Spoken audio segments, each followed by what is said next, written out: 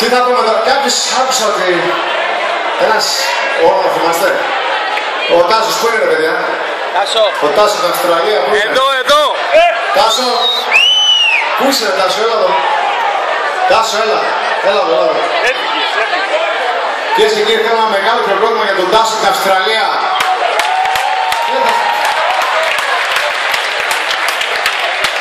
Γρήγορα Τάσο. Έλα να τον ενισχύσουμε γιατί είναι σημαντική στιγμή. Ο Τάσος από την Αυστραλία!